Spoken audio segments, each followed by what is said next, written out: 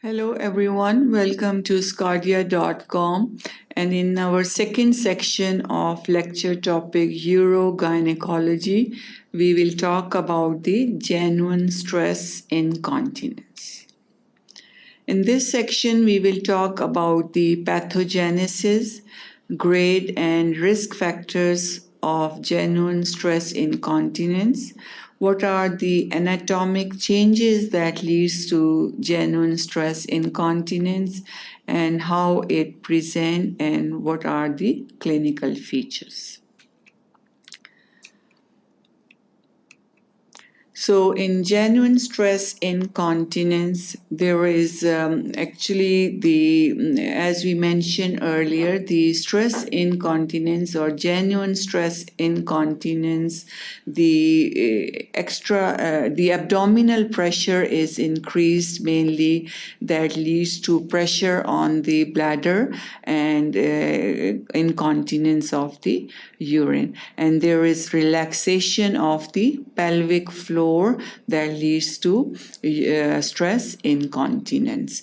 So here, involuntary urethral loss of urine when the intravesical pressure exceeds the maximum urethral pressure in the absence of detrusal activity. So in stress incontinence, the pressure is increased on the urinary bladder, and then that pressure is transferred to the urethra, and on the urethral sphincters that leads to the opening of the urethral sphincters and the incontinence of the urine. So pelvic floor is relaxed in this, and when the pressure on the abdomen is increased, that increased pressure on the abdomen is transferred to the bladder and urethra, leads to incontinence of the urine. And how it is developed, there is usually the urethra, it becomes hypermobile. Hypermobile means increased in the mobility of the urethra due to distortion of the normal urethrovesical anatomy. Here, if you see, now it's tilted, urethra is tilted due to the pressure, and normal anatomy is urethrovesical angle is distorted. And there is lowering of the urethral pressure below the intravesical pressure. So here at rest, pressure in the urethra is lower than the pressure in the bladder, and due to low pressure, the urine moves from the area of the high pressure to the area of the lower pressure. Now, what are the grades of the stress incontinence? In first grade, we divided the stress incontinence into 3 grades: grade 1, grade 2, and grade 3.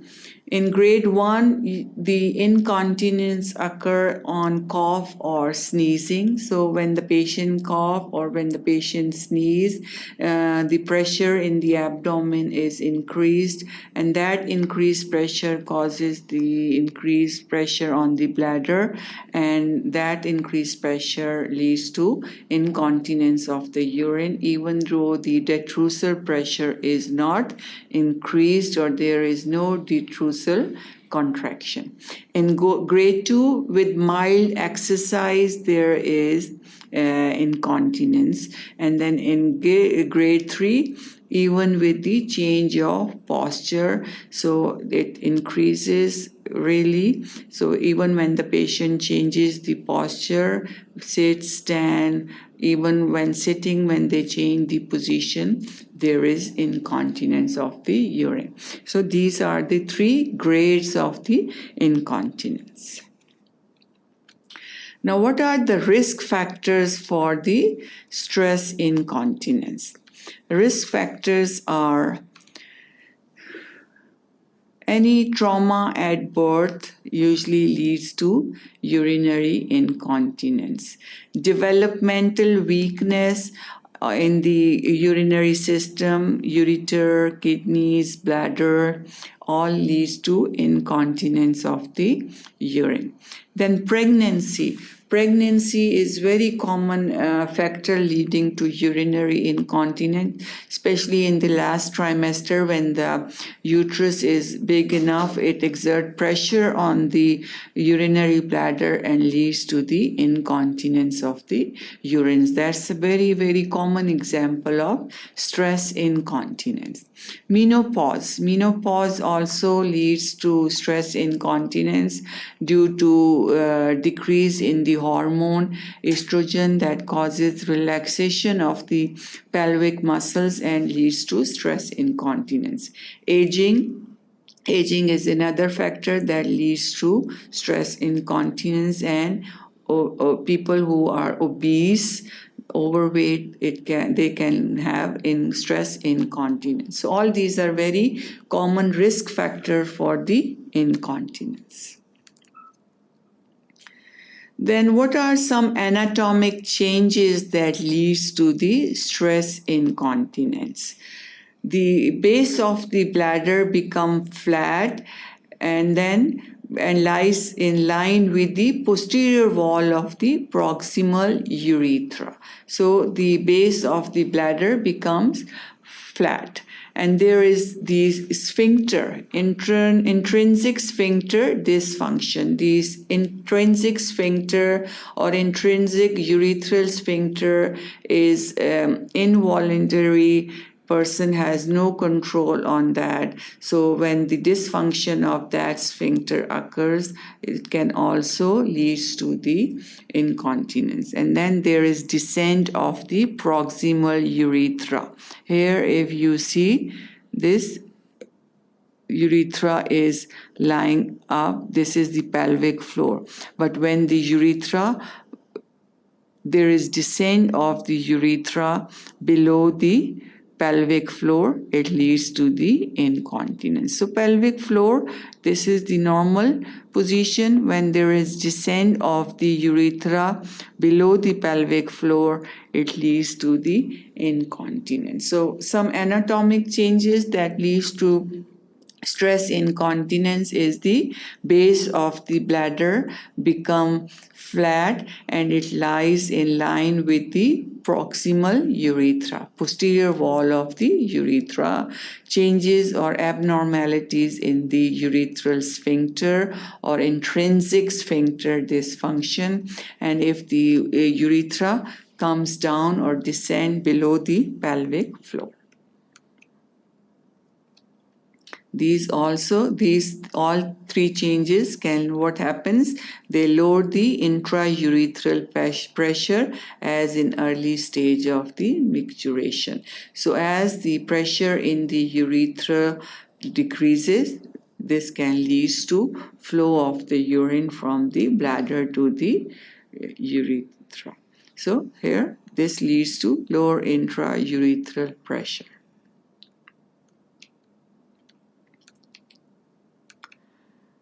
Now, some clinical features of this is the patient. Usually, if they might be parous, pregnancy can lead to stress incontinence. They can be post-menopausal, after the menopause, and then history of childbirth during delivery, if there is any complication, if they are obese, all these can lead to stress incontinence, and there is escape of urine with coughing, sneezing, or laughing.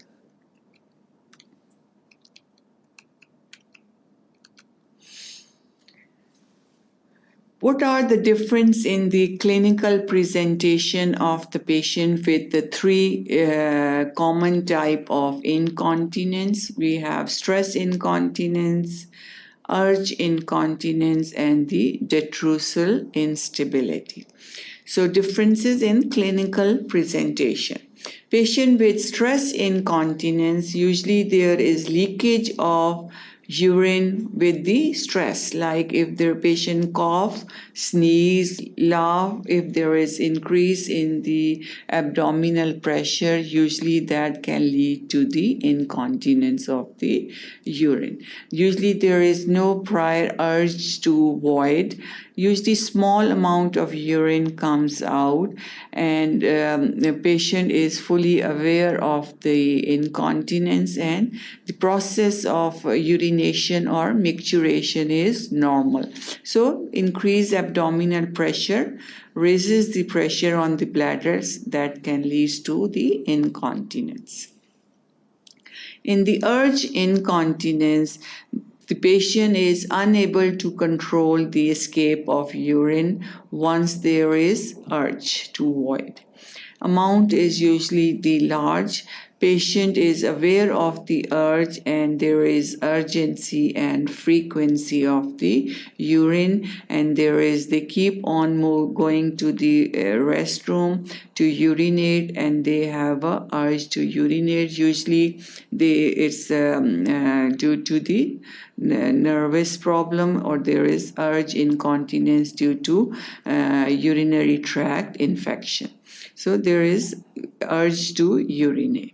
In this detrusal instability, the incontinence may occur abruptly even without a full bladder. So in this, amount of the urine output is large, and patient is usually not aware of the process of micturition, and there is frequency and nocturia. Patient usually wake up at night to go to the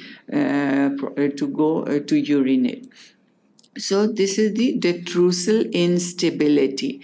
There is instability of the detrusal muscle, and there is abrupt urge to urinate even without a full bladder. And there is frequency and nocturia. Nocturia is the urination at night time. So amount is usually large. So these are the three conditions, and how the patient with the detrusal instability, urge incontinence, and stress incontinence present. So that was all about the section 2, and thank you for watching sqadia.com.